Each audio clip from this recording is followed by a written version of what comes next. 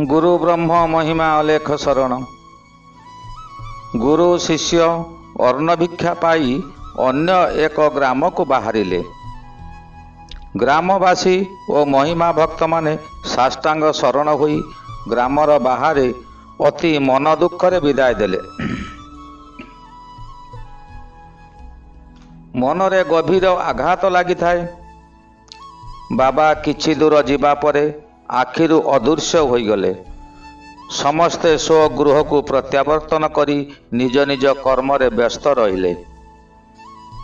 बाबा किछि दूर जीवा परे एक ग्राम मुंडरे पहुँचिले।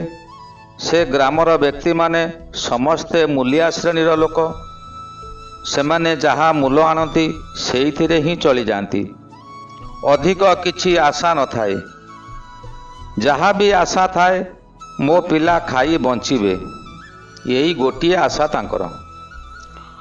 उदुउदिया दिहिपहर टाई टाई खरा सांग को पश्चिम दिगरु झांझी पवन बहुथाए।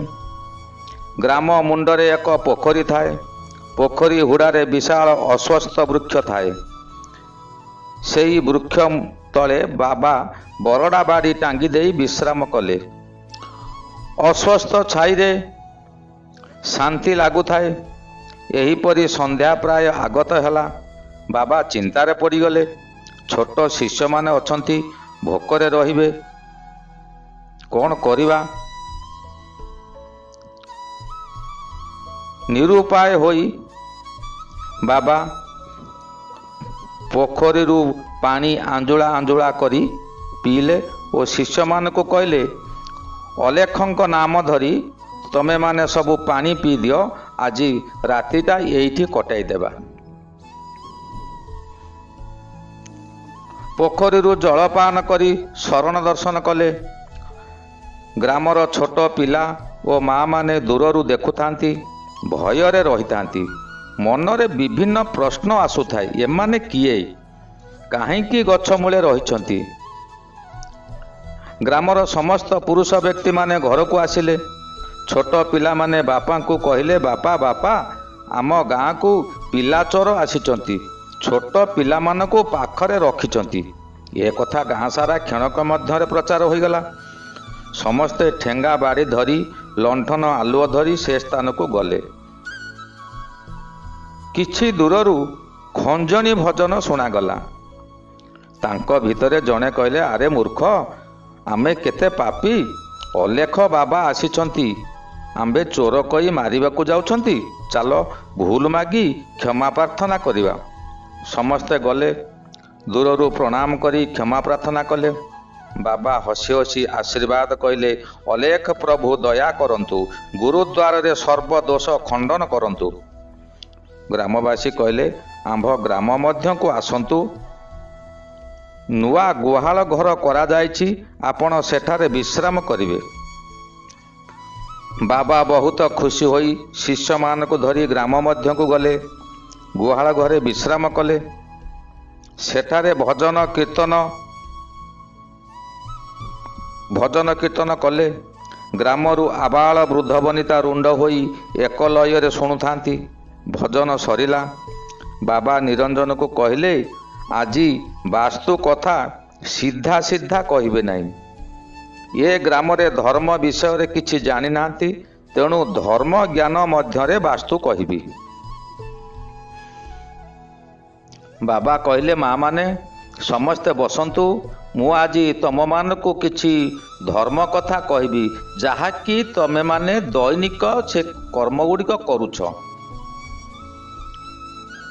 जहा तमे पालन कले तम पिला मानकर मंगल हेबो। साधारणतः माँ पिलार मंगल कारण कथा शुणी खुशी हवा स्वाभाविक। माँ माने तांको पिला को धरी दूर रे बसिले। बाबा प्रथमे आरंभ कले, माँ तमे कहिबो तम मानकर देवता किए। माँ माने कहले, तमे माने समस्ते ठाकुर। माँ माने कहलो देखी। बाबा कहले, माँ माने कहलो देखी, तमे माने समस्ते ठाकुर पूजा करूछ। माँ माने कहले, हाँ। तम झियो मध्य ठाकुर पूजा सकाशे मंदिर को जाउछि। माँ माने कहले, हाँ जाउछंती। ତମ ଝିଅ ଦିନେ ବିବାହ କରିବ। ମା ମାନେ କହିଲେ ବାହା ହେବ ନାହିଁ କ'ଣ ଓଥଡ଼ି ହେବ? ବାବା ସେଇଠୁ କହିଲେ ଏଇଠି ସମସ୍ତେ ମନ ଧ୍ୟାନ ଦେଇ ଶୁଣ। ଗୋଟିଏ ଝିଅ ବାପା ମାଙ୍କ ପାଖରେ ଥିଲାବେଳେ ତା ପାଖରେ ବାପା ମା ଭାଇ ଭଉଣୀ ଓ ଅନ୍ୟମାନେ ମିଳିମିଶି ଚଳନ୍ତି। ମା ମାନେ କହିଲେ ହଁ ସମସ୍ତେ ଅଛନ୍ତି। ଝିଅ ଯେତେବେଳେ ଶାଶୁ ଘରକୁ ଯିବ ସେଠାରେ ବାପା ବଦଳରେ ଶ୍ୱଶୁର ପାଇବ, ମା ବଦଳରେ ଶାଶୁ ପାଇବ, ଭାଇ ବଦଳରେ ଦେଢ଼ଶୁର ଓ ଦିଅର ପାଇବ, ଭଉଣୀ ବଦଳରେ ଯା ଓ ନଣନ୍ଦ ପାଇବ କି ନାହିଁ? ମା ମାନେ ଏକ ସ୍ୱରରେ କହିଲେ ହଁ। ତେବେ ଯେଉଁ ମନ୍ଦିରକୁ ଯାଉଥିଲା, ଯେଉଁ ଠାକୁର ପୂଜା କରୁଥିଲା, ସେ କୁଆଡ଼େ ଗଲେ, କେଉଁଠାରେ ରହିଲେ, ଏ କଥା କହିପାରିବ କି? ମା ମାନେ କହିଲେ ସେଇ ଠାକୁର ଲିମ୍ବ କାଠରେ ମହାରଣା ତିଆରି କରିଛନ୍ତି, ସେଇଠିକି ଯିବେ। ସିଏ ତ ଏ କଥା ଶୁଣି ବାବା କହିଲେ ସିଏ ତ କାଠ, ତାକୁ ଟେକାଟେକି କରି ଯେଉଁଠି ଥୋଇବ ସେଇଟାରେ ଥିବ। ବାବା କହିଲେ ଯିଏ ଚାଲି ପାରୁନାହିଁ, ଯିଏ କଥା କହିପାରୁନାହିଁ, ଯିଏ ଖାଇ ପାରୁନାହିଁ, ଯାହାର କିଛି ଶକ୍ତି ନାହିଁ, ସିଏ କିପରି ଦେବତା ହେଲା? ଯିଏ ଜନ୍ମ ଜନ୍ମାନ୍ତର ସାଥୀ ହୋଇ ସାଙ୍ଗରେ ରହିଲା, ଯିଏ ଭରଣ ପୋଷଣ କଲା, ଯିଏ ସମାଜରେ ତୁମକୁ ପରିଚୟ ଦେଲା, ଯିଏ ତୁମକୁ ମା ବନାଇ ମାର ମମତା ଦେଲା, ସିଏ କେବଳ ଜଣେ ଦେବତା, ଯିଏକି ଝିଅର ସ୍ୱାମୀ। ସ୍ୱାମୀ ଇହ କାଳ ପରକାଳର ଦେବତା, ଜନ୍ମ ଜନ୍ମାନ୍ତର ଦେବତା। ବିପଦ ସମୟରେ ସେହି ଜଣେ ବ୍ୟକ୍ତି ପାଖରେ ଛିଡ଼ା ହେବ। ସ୍ତ୍ରୀ ତାଙ୍କ ମଙ୍ଗଳ ସକାଶେ ଶଙ୍ଖା ସିନ୍ଦୁର ପିନ୍ଧେ। ଯାହା ପାଇଁ ତମେ ଶଙ୍ଖା ସିନ୍ଦୁର ପିନ୍ଧିଲ, ଯାହା ପାଇଁ ତମେ ସନ୍ତାନର ଜନନୀ ହେଲ, ସେଇ ଜଣେ ହେଉଛି ଦେବତା। ତାଙ୍କର ଦେବତା ତାଙ୍କ ପିତାମାତା। ତମ ସ୍ୱାମୀଙ୍କର ଦେବତା ତାଙ୍କ ପିତାମାତା। ଏଣୁ ସେମାନଙ୍କୁ ଦେବତା ଭଳି ପୂଜା କର। କାଠକୁ ଖାଇବାକୁ ଦେଲେ ଖାଇବ ନାହିଁ, କିନ୍ତୁ ସେହି ଦେବତାକୁ ଦେଲେ ଖାଇ ତମ ପିଲାମାନଙ୍କ ପାଇଁ କିଛି ରଖିଦେବ। ପ୍ରକୃତ ଦେବତା ଯିଏ ନିଜ ଖାଦ୍ୟରୁ କିଛି ଅନ୍ୟମାନଙ୍କୁ ଦେଇ ଅନ୍ୟର ଭୋକ ମେଣ୍ଟାନ୍ତି। ଆଜି ପ୍ରାୟ ସମସ୍ତେ ଉପବାସ ରହିଲ, ରାତ୍ରି ଅଧିକ ହେଲାଣି, ମା ମାନେ ଘରକୁ ଯାଆନ୍ତୁ। ସମସ୍ତେ ବାବାଙ୍କୁ କାନ୍ଦି କାନ୍ଦି କହିଲେ ଆମେ ଅଜ୍ଞାନ, ଆମେ ନ ଜାଣି ଆପଣମାନଙ୍କୁ ଉପବାସ ରଖିଥିବାରୁ ଆମ୍ଭେ ଆଜି ଉପବାସ ରହିଲୁ। ଆମ୍ଭେ ଆଜିଠାରୁ ଅଲେଖଙ୍କ ନାମରେ ଶପଥ କରି କହୁଛୁ, ଆମ୍ଭ ଗ୍ରାମରେ ରାତ୍ରି ଭୋଜନ ନିଷେଧ ହେଲା। ଚନ୍ଦ୍ର ସୂର୍ଯ୍ୟ ଥିବା ପର୍ଯ୍ୟନ୍ତ ଏହା ପାଳନ ହେବ। ସମସ୍ତେ ଘରକୁ ପ୍ରତ୍ୟାବର୍ତ୍ତନ କଲେ, କିନ୍ତୁ ମନରେ ଦୁଃଖ ଥାଏ। ଆମମାନଙ୍କର ମୂର୍ଖତାରୁ ବାବା ଉପବାସ ରହିଲେ, ଆମର ପାପ ହେଲା। ପ୍ରାୟଶ୍ଚିତ ସକାଶେ କାଲି ବାବାଙ୍କୁ ଅନ୍ନ ଭିକ୍ଷା ଦେଇ ପାପ ମୋଚନ କରିବା। ସମସ୍ତେ ଶୁଣ, କେହି ମୂଲ ଲାଗିବାକୁ କାଲି ଯିବ ନାହିଁ। ପୋଖରୀ ପାଖରେ ବାବାଙ୍କ ସକାଶେ ନୂଆ ଘର ତିଆରି କରିବା। ବାବା ବିଶ୍ରାମ ନେଲେ। ରାତି 3ଟା ବାଜିଲାରୁ ବାହାରେ କିଛି ଶବ୍ଦ ଶୁଣାଗଲା। ଜଙ୍ଗଲ ଜାଗା, କୌଣସି ଜନ୍ତୁ ଆସିଥିବେ ଏହା ଭାବି ବାବା ଉଠି ପଡ଼ିଲେ। ଦେଖିଲେ ମା ମାନେ ଗୋମୟ ଆଣି ଅଗଣାକୁ ଲିପୁଛନ୍ତି। ବାବା ମନେ ମନେ ଖୁସି ହେଇଗଲେ। କାଲି ଯେଉଁମାନେ ଛୁଆ ଧରା କହୁଥିଲେ, ଆଜି ଆମକୁ ଛୁଆ ଭାବି ସେବା ଯତ୍ନ କରୁଛନ୍ତି। ଧନ୍ୟ ପ୍ରଭୁ ତମ ଲୀଳା। ଶିଷ୍ୟମାନଙ୍କୁ ଉଠାଇଲେ ଓ ପୋଖରୀ ପାଖକୁ ନିତ୍ୟକର୍ମ ସାରିବା ସକାଶେ ଗଲେ। ବାବା ଆସିବା ପୂର୍ବରୁ ଗ୍ରାମର ସମସ୍ତ ବ୍ୟକ୍ତି ସ୍ନାନ ଶୌଚ ହୋଇ ଗୁହାଳ ଘର ପାଖରେ ଦଣ୍ଡାୟମାନ ହେଲେ। ସମସ୍ତଙ୍କ ହାତରେ କିଛି ଫୁଲ ଥାଏ, ବାବାଙ୍କୁ ପୂଜା କରିବେ। ବାବା ଓ ଶିଷ୍ୟ ଶରଣ ଦର୍ଶନ କରିସାରିବା ପରେ ଫୁଲ ନେଲେ ପୂଜା କରିବାକୁ। ବାବା ବାରଣ କରି କହିଲେ, ଗଛରୁ ଫୁଲ ଛିଡ଼ାଇବା ପାପ। ମୁଁ ପରେ କହିବି, ପ୍ରଭାତ ଅବକାଶ ସରୁ। ବାବା ଅବକାଶ ଗାୟନ କଲେ। ଶିଷ୍ୟମାନେ ଗିନି ବଜାଇ ପାଳି ଧରିଲେ। ଗ୍ରାମର ସମସ୍ତ ବ୍ୟକ୍ତି ତାଳି ମାରି ଆନନ୍ଦରେ ନାଚିଲେ। ମା ମାନେ ହୁଳହୁଳି ଦେଇ ସେ ସ୍ଥାନକୁ ଅତି ପବିତ୍ର ସ୍ଥାନ କରିଦେଲେ। ମା ମାନେ ପ୍ରତ୍ୟେକ ଘରୁ ଗାଈ କ୍ଷୀର ଆଣିଲେ। ସମସ୍ତଙ୍କ ଘରୁ ଚାଉଳ, ପରିବା, ଶାଗ ଯାହା ଘରେ ଯାହା ଥିଲା ଆଣି ଏକତ୍ର କରିଲେ। ପୁରୁଷ ଲୋକମାନେ ଶୁଖିଲା ଜାଳ ଦେଇ ଜଙ୍ଗଲକୁ ବାହାରିଗଲେ। ସମସ୍ତଙ୍କ ମନରେ ଶତସିଂହର ବଳ ଥାଏ। ଜଙ୍ଗଲରୁ କାଠ ଆଣି ପୋଖରୀ ପାଖରେ ଘର ତିଆରି କଲେ। ପ୍ରଥମ ପ୍ରହର ସୁଦ୍ଧା ସମସ୍ତ କାର୍ଯ୍ୟ ଶେଷ ହୋଇଗଲା। ମା ମାନଙ୍କର ରୋଷେଇ ସରିଗଲା। ବାବା ସମସ୍ତଙ୍କୁ ଡକାଇ ଏକତ୍ର ଆବାଳ ବୃଦ୍ଧ ବନିତାଙ୍କୁ ବସାଇଲେ। ସିଆରି ପତର ଦିଆଗଲା, ଅନ୍ନ ପରଷାଗଲା, ତରକାରୀ ଶାଗ ଦିଆଗଲା। ବାବା କରିଥିବା ଠୋଲିରେ କ୍ଷୀର ଦିଆଗଲା। ସମସ୍ତେ ଏକତ୍ର ଭୋଜନ କଲେ। ସେମାନଙ୍କ ମନରେ ବହୁ ଆନନ୍ଦ। ବାବା ବାହାରିଲେ ଅନ୍ୟ ଗ୍ରାମକୁ ଯିବେ, କିନ୍ତୁ ଗ୍ରାମବାସୀ ଛାଡ଼ିବାକୁ ନାରାଜ। ବାବା କହିଲେ, ବାପା, ସାଧୁଙ୍କର ନିୟମ ଏକ ଗ୍ରାମରେ ଏକ ରାତ୍ରି ରହଣି, 2 ରାତ୍ରି ନିୟମ ବିରୁଦ୍ଧ। ଗୋଟିଏ ମୌଜାରେ 2 ଦିନ ରହିଲେ ସାଧୁ ସମାଜର କଳଙ୍କ ଲାଗିବ। ଗ୍ରାମବାସୀ ଆନନ୍ଦରେ କୁରୁଳି ଉଠିଲେ ଓ କହିଲେ, ବାବା, ଆମ୍ଭେ ଯେଉଁଠାରେ ଘର କରିଛୁ ତାହା ଅନ୍ୟ ମୌଜାରେ ଅଛି, ଆପଣ ରୁହନ୍ତୁ। ବାବା ଆଉ କଥା କାଟି ପାରିଲେ ନାହିଁ, ରହିବାକୁ ରାଜି ହେଲେ, କିନ୍ତୁ ଏକ ସର୍ତ୍ତ ରଖିଲେ, ଯଦି ମୁଁ ରହିବି ସନ୍ଧ୍ୟା ସମୟରେ ସେଠାରେ ଧୂନି ଲାଗିବ, ସକାଳେ ବାଲ୍ୟଲୀଳା ହେବ, ଚିଠା ନେଇଯାଅ, ସଉଦା ଆଣିବ। ଖୁସି ହୋଇ ଚିଠା ନେଇ ନିକଟସ୍ଥ ହାଟରୁ ସଉଦା ଆଣିଲେ। ଉପରଓଳି ଭୋଜିଭାତ କଲେ। ସମସ୍ତେ ଭୋଜନ କଲେ। ବାବା 2 ଥର ଅନ୍ନ ଭିକ୍ଷା କରିବେ ନାହିଁ, ତେଣୁ ଜଳପାନ କଲେ। ଅଘର ଦ୍ୱାରେ ସମସ୍ତେ ଗେରୁ କପଡ଼ା କରି ରଖିଲେ। ସନ୍ଧ୍ୟା ଦର୍ଶନ ସାରି ବାବା ଧୂନି ଲଗାଇଲେ। ଭଜନ ହେଲା। 8 ଭଜନ ହେଲା। ଗ୍ରାମର ସମସ୍ତ ବ୍ୟକ୍ତି ରୁଣ୍ଡ ହୋଇ ଶୁଣୁଥିଲେ। ଶେଷରେ ବାବା ଧର୍ମ ଆଲୋଚନା କଲେ। ଠାକୁର ପୂଜା ପାଖରୁ ଆରମ୍ଭ କଲେ।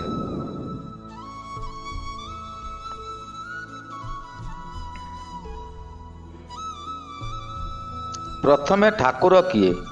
ଯିଏ ଆମକୁ ଏ ଧରାମଣ୍ଡଳକୁ ଆଣିଛନ୍ତି ସିଏ ହେଲେ ଠାକୁର। ଆମେ ତାଙ୍କୁ ପୂଜା କରିବା ଅର୍ଥ, ତାଙ୍କ ଗୁଣଗାନ କରିବା ଅର୍ଥ ଆମମାନଙ୍କର ମଙ୍ଗଳ ହେବ।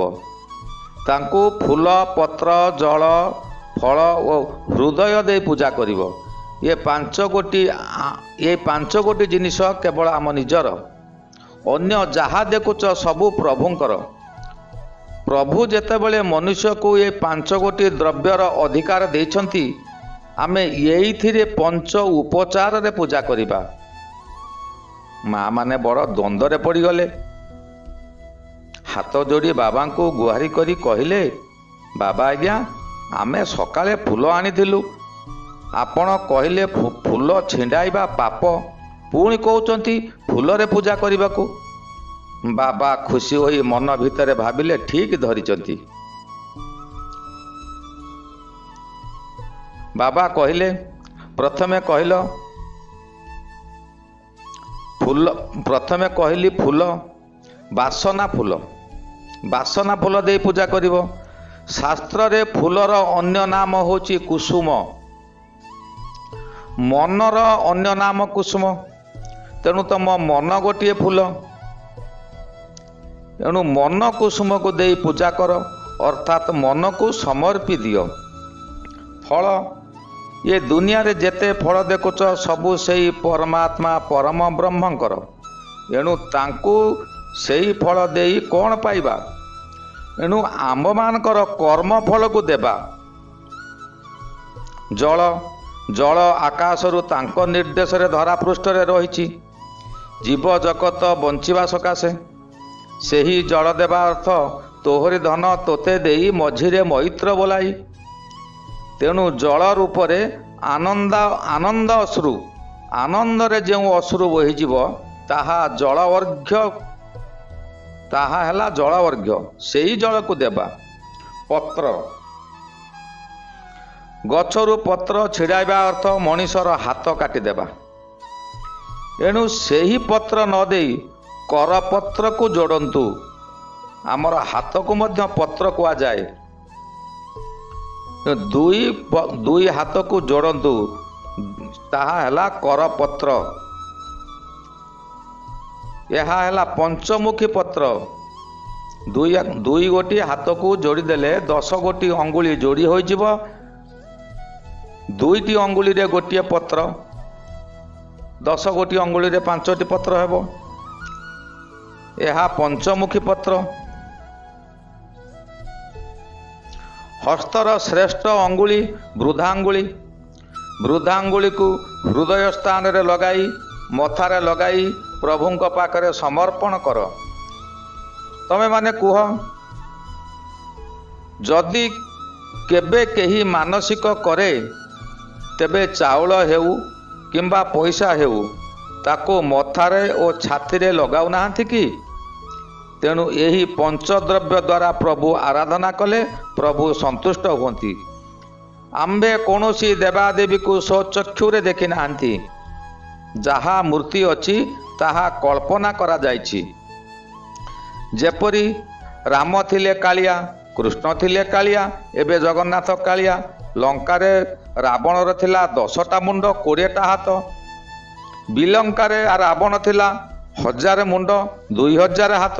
କୁହନ୍ତୁ ଦେଖି, ଆମର 2ଟା ହାତ ଗୋଟାଏ ମୁଣ୍ଡକୁ 2ଟା ପାଦ ସମ୍ଭାଳି ପାରୁନାହାନ୍ତି, ଯେତେବେଳେ ସେମାନେ 1000 ମୁଣ୍ଡ 2000 ହାତକୁ 2 ଗୋଟି ଗୋଡ଼ରେ କିପରି ଯିବା ଆସିବା କରୁଥିଲେ, କିପରି ଯିବା ଆସିବାରେ ସମର୍ଥ ହେଉଥିଲେ?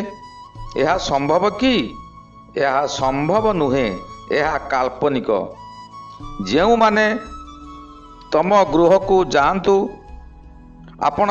ତମେମାନେ ସବୁ ତମ ନିଜ ଗୃହକୁ ଯାଆନ୍ତୁ। ପ୍ରାତଃ ବ୍ରାହ୍ମ ମୁହୂର୍ତ୍ତରେ ଆସିବ। ସେହି ସମୟରେ ବାଲ୍ୟଲୀଳା ଅର୍ପଣ କରାଯିବ। ଗୁରୁ ବ୍ରହ୍ମ ମହିମା ଅଲେଖ ଶରଣ।